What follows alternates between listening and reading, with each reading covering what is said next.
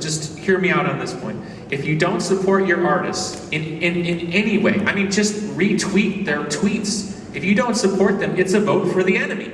It's a vote for the robot class. Yes. That robot class is there because everybody gets all uptight about helping them out. It's not a big deal. It doesn't have to cost, if you don't want to spend a penny on an artist you like, you can certainly retweet, you can certainly Facebook share and all that. That's not going to hurt you. I mean, that's got that victim mentality of like, oh, they're asking me to buy something. Oh, that's really cool. Don't, you know, like we hear people talk about like, don't sell too much on your Twitter. Right. People get offended by that. It's like, you know, I feel like you're screaming at me. So the artist has to figure out a way to drive people to them in a way that's going to sustain their interest. And that's the artist's problem. I don't think the audience should sit and be bored because, you know, you liked me 15 years ago and now you have to sit and be bored. But the audience has to be willing to engage in that business model in a novel way and stop being a victim, you know, as if the commercial exchange is a bad thing. Because if you're not willing to engage in the commercial exchange, you support all the artists that are annoying. Right. And that's fine. Those artists need to exist. That's totally fine. But don't call it rock and roll. You know what I mean?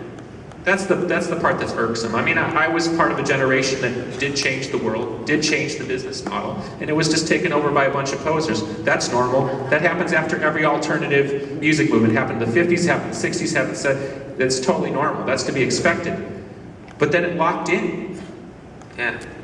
If you look at the playlist of a modern alternative rock station, those bands wouldn't even been considered to have been played on the radio 15 years ago. Why did our integrity system devolve? Because the audience shrunk, those stations got desperate, and suddenly they started playing the guy on American Idol and the band that's not really alternative, but they'll bring in some fans. They succumb to the market forces too. But then the experience is something, you know, any artist sits there and they think about what they're going to create. And then that becomes the product. You've invested in that product, your emotion, your love, all of who you are. And of course you want that to be successful, but you're saying that that's not enough. No, it's maybe the album 10 years down the road will be a multimedia emotional experience, much like going to a movie. All right, so let's just say they're but I mean, saying is, we'll still go to a movie, right? And we'll pay the $10 or whatever they charge these days, right?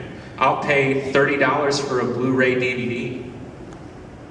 So obviously people don't want to pay $7.99 for a CD. It's not doing it for them, right? Why aren't we technologically evolving them to bring them into the process? Whether it's upgrading the quality or, you know, what is it going to take for the audience to re-engage in the emotional part of that process? Do you think that there has to be some mindfulness at the beginning of this, like vision of like what does success look like to you before you even think about pursuing? You're talking about me personally or just in general? Just in general. Yes, that's what I'm saying, is like, I'm not up here to sell myself, I'm up here to sell everybody on the idea that we have to be responsible for the culture we're creating. We don't have a problem with that so much politically. We don't have a problem with that when there's a social issue like where Rush Limbaugh called the woman a slut, and then there's this debate about appropriate, not appropriate. But somehow in music it's like a dirty conversation.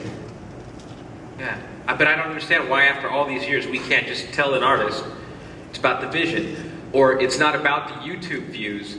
It's not about how well you can strum a cover song and hope you get enough views so that you can become a crossover artist.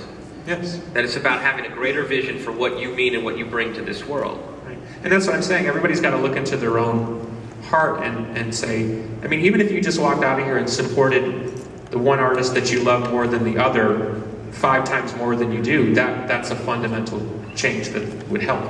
Right. And so you have an audience that is not only watching you right now, but they're also sharing this experience with the people who follow them, and maybe that's getting... But I'm saying it's a collective idea that needs to take place before the revolution can happen. So you have...